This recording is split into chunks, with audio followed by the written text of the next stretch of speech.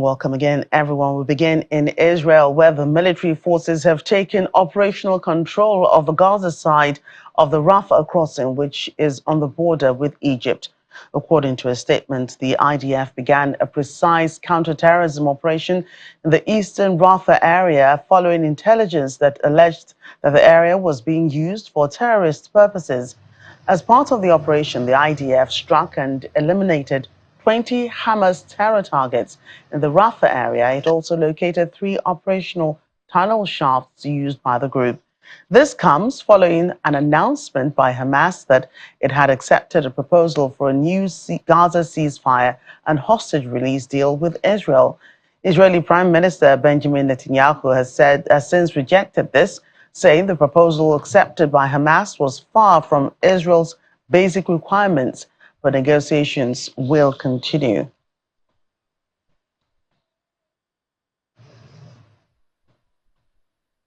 Meanwhile, the Israeli government spokesperson David Mencer has warned civilians in eastern Rafah to comply with the IDF's evacuation notice, warning that the IDF is bent on an army that seeks.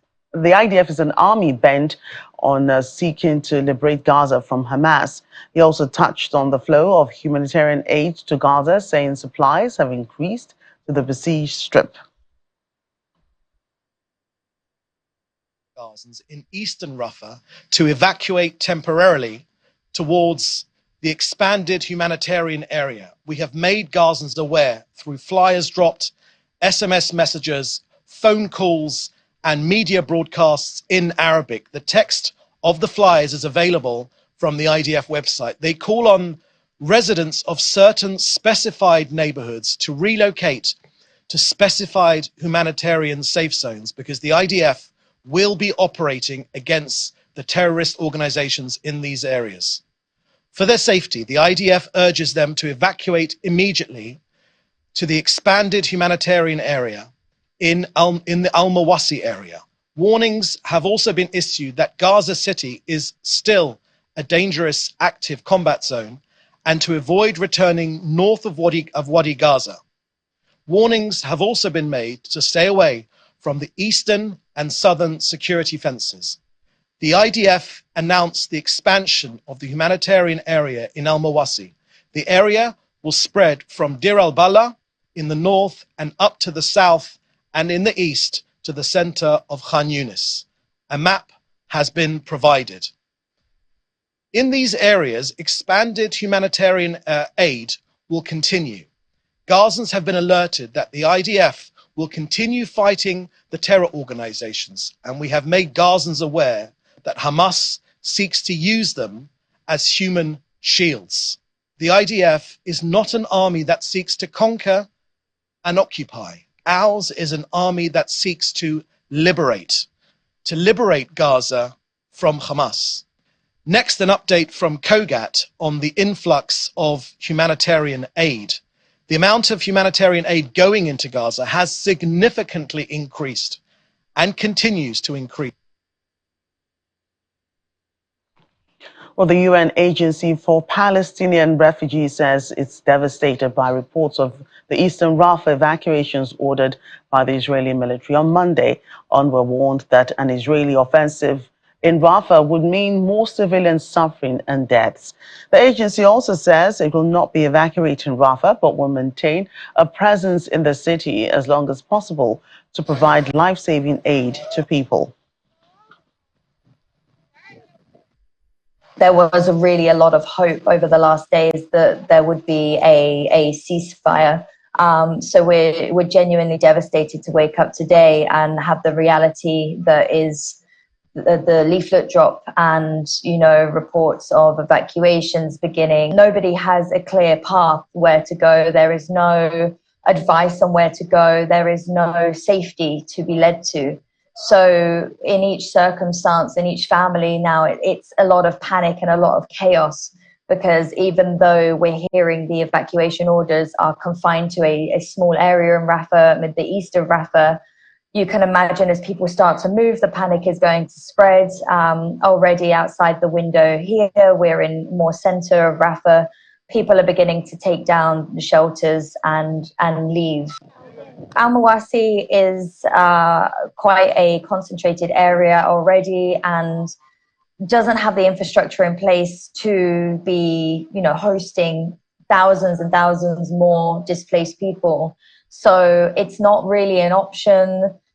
If and when people move or decide to move to that area, there's not a lot waiting there for them. The Rafah border crossing is the biggest and really only feasible place that we have been getting aid in. So if military operations happen here at the border, that is going to impact our ability to bring in aid, to bring in supplies.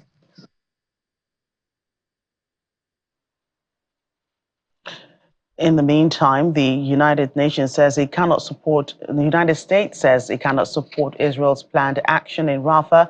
Briefing journalists in Washington, State Department spokesperson Matthew Miller says U.S. President Joe Biden held telephone talks with Israeli Prime Minister Benjamin Netanyahu and reiterated his negative stance to the Prime Minister on the ground operation in Rafah.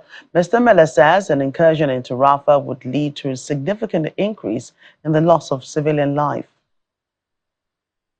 Cannot support an operation in Rafah as it is currently envisioned. We have made clear, the Secretary made this clear in his conversations with Prime Minister Netanyahu and other members of the Israeli government last week, that we have not seen a humanitarian plan that is credible and that is implementable. And we believe a military operation in Rafah right now would dramatically increase the suffering of the Palestinian people, would lead to an increase in loss of civilian life. Ceasefire is absolutely achievable. There has been a deal on the table, a proposal on the table that would achieve an immediate ceasefire and the release of hostages. Certainly, a Rafah operation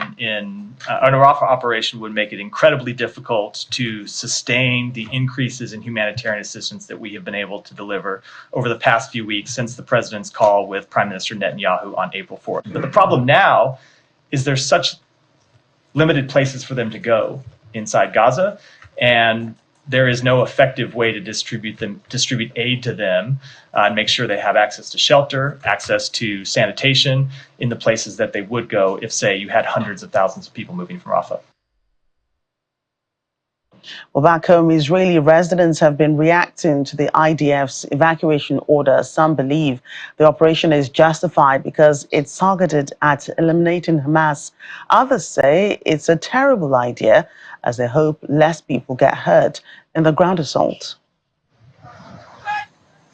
My general feeling is that the operation has justification, but there's an extreme mistrust in general about any kind of political timing behind the operations. So insofar as it's directed towards eliminating Hamas and trying to get out the hostages, I think it's perfectly justified, and that they're evacuating civilians is a necessary condition.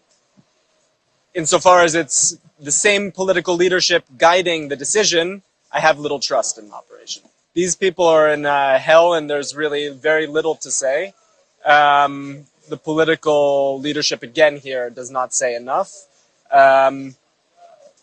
It needs to be made clear to them that very high costs, political costs, are willing to be made to release the hostages, and I don't believe the current government is willing to make. I do fear Hamas, and I am sorry for the people. I think it's terrible, but I think Hamas is an extreme radical Islam movement that nobody in Europe also want to deal with this kind of movement, because this is about religion. It's not about only the Palestinian and the Israeli conflict. This is about religious conflict. And in their manifestation, they say very clearly that their goal and their aim is to destroy Israel, and they don't recognize even the state of Israel. So it's hard to negotiate with somebody like that. Look, we have not started this war. This war has started by Hamas in October, while we had a ceasefire agreement with Hamas from previous wars. So we didn't start it, and we lost thousands of people. And if the government decides to go to Rafah, I trust the government. They know why they do it.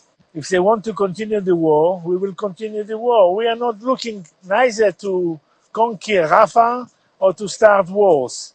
This war And these wars were imposed to us. So it will depend on Hamas. If they want to continue with terrorist attacks, we will continue and destroy them. It's not upon us, it's upon them. Well, 22 people have been detained by Israeli forces in the occupied West Bank. According to the Palestinian Prisoner Society, most arrests took place in the Tulkarem Governorate, known as a center of Palestinian resistance, while other arrests occurred in the governorates of Ramallah, Bethlehem, Nablus, Jericho, and Tubas. The latest round of arrests bring the total number of Palestinians detained in the West Bank to 8,610. Meanwhile, Gaza's health ministry says at least 34,789 Palestinians have been killed and over 78,000 others wounded since the October 7th attack. More reactions to the war. Tensions flared in New York City in the United States as hundreds of pro-Palestinian and pro-Israeli supporters took to the streets on Monday in a march for and against the war. Those supporting the Palestinians participated in the Day of Rage for Gaza, marching with flags, placards, and banners reading "End the Occupation of Palestine." Israeli supporters also drove through the crowd of pro-Palestine demonstrators displaying the Israeli flag. According to media reports, the protests were held near the venue of the Met Gala, causing enhanced security measures.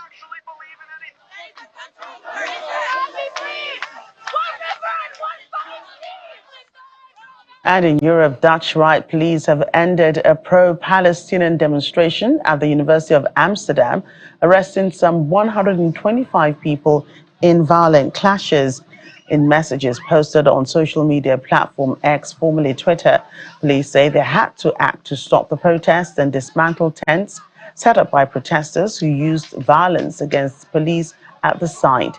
According to local media, demonstrators shot fireworks at police officers, but there were no immediate reports of injuries on either side. Authorities say calm and quiet have been restored to the vicinity of the campus. Earlier, students expressed their solidarity with Palestinians in Gaza. Especially this is like a bigger movement than most of the ones I've seen. So I think this is helping raise awareness to a lot of people about what's happening.